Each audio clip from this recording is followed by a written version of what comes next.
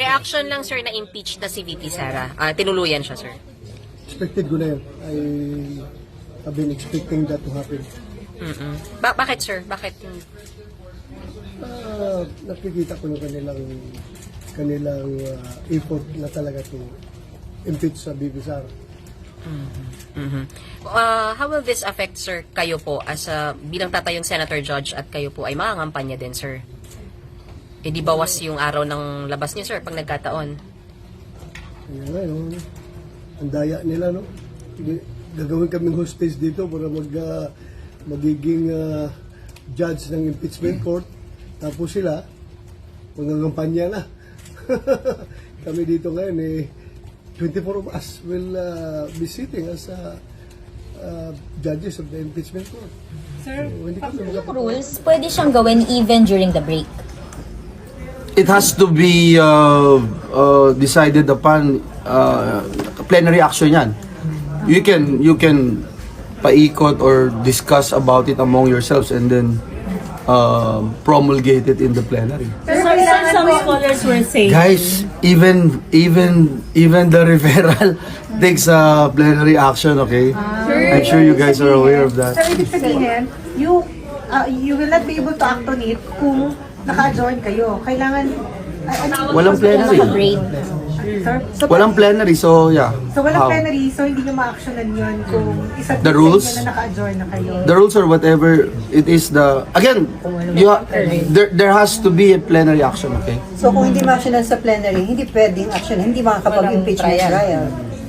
Possible yun. Lahat ng gagawin namin, even the declaration of the senators sitting as an impeachment court, kailangan ng plenary action. pero Diba? sir, some scholars were saying na kahit naka-adjourn ng Senado, kayo ang role nyo bilang senador, pero when it comes to impeachment, may special role kayong ginagampanan. So kahit naka-adjourn, you can continue. Nasa constitution ho, tama. Yeah. Pero again, it is the plenary action that would give us the go signal na we can, parang 'di ba pagka nagbe-break tayo kahit committee hearings lang, kailangan banggitin mo doon sa plenaryo na ito ay ino-authorize ng bawat miyembro ng So pwedeng mag-continue Senado. sa susunod na Senado? Yep. Is that what you mean? Um, Kung halimbawa matapos all things being again it's so hard for me to speak on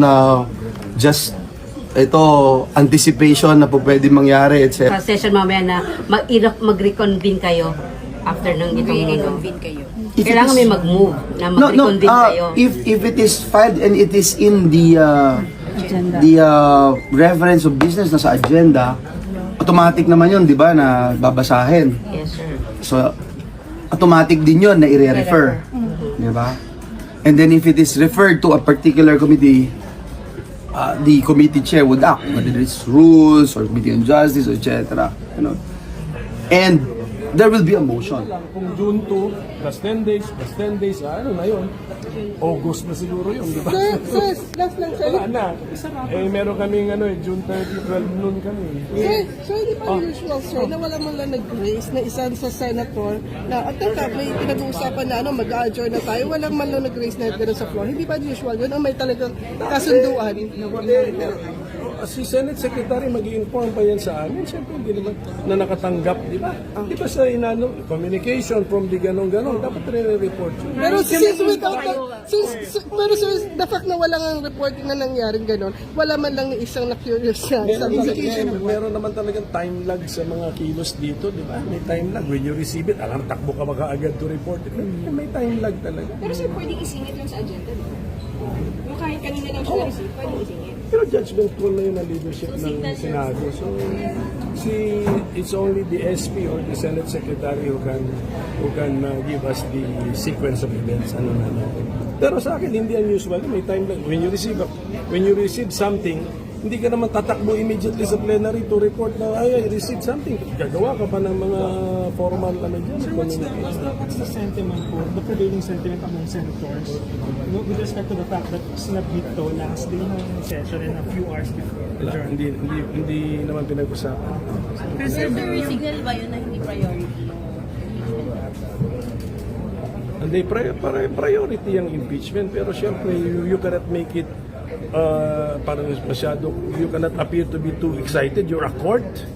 You're a court. You should not show any excitement or any emotion or ano. So, normal lang tayo. Normal lang. Relax lang. Daw against SB. May narinig ba kayo Wala rin ako narinig. Walang ganung usapan. Lalo na yung coup, di kailangan ng session before mag-coup, di wala na. Para nga daw to counter, ang ilagay yung medyo friendly force kay... O di, junto na rin. Whatever coup, kung meron man junto na yan na mangyayari, hindi na ngayon. Wala, imposible. Kasi alam naman natin na propaganda lamang yan.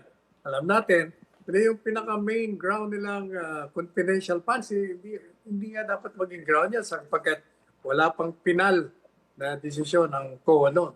At meron na nga mga lumabas na desisyon ng COA na walang irregularidad kaugnay sa confidential funds. And yet, halos lahat ng complaints diyan nakatutok.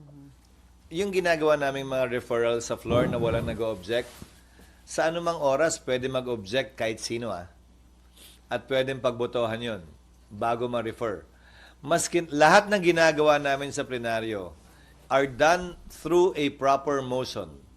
At kung mapapansin niyo, parang gas-gas na lang sa tenga siguro, masyado na kayo at tayong lahat sanay. Palagi nagtatanong ang presiding officer, is there any objection? There being no objection, motion is approved. So, pag may nag-object, pagbobotohan. Pero lahat ng naganap o nagaganap sa plenaryo, pinahintulutan ng mga miyembro. Last na lang po. Sir, ano po ang mangyayari halimbawa po yung uupong hukom na senador, may kamag-anak po na kongresista na pumirma doon sa impeachment halimbawa ng Vice President. Ano pong mangyayari sa kanila? Ang pag-inhibit ng huwes sa rules of court man o sa rules on impeachment ay voluntary sa parte niya.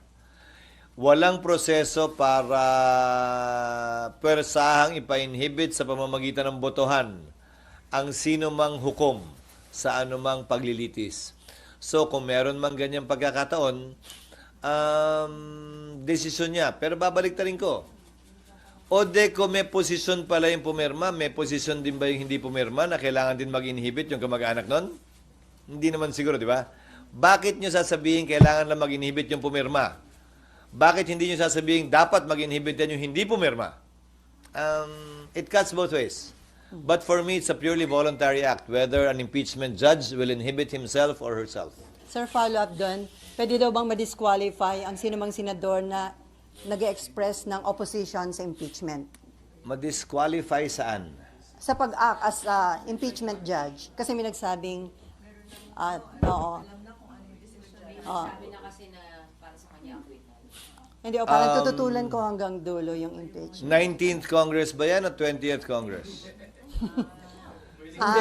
Kasi ang magpapasya, 20th na eh. So, ang tinatanong ko sa inyo, yung senador bang nagsasabi niya na i-acquit ay 19th Congress o 20th Congress? Kung manalo, sir. O hindi pa natin alam. So, 19th nga ba o 20th? Kaya yung tanong ko, di ba? Pero sir, kung sakali, na hanggang 20th, Again, I will admonish and keep on reminding the senators who will surely be part of the impeachment court, either in the 19th or 20th Congress, dahil impeachment court pa rin naman ang magpapasya ng ilang preliminary na mga bagay.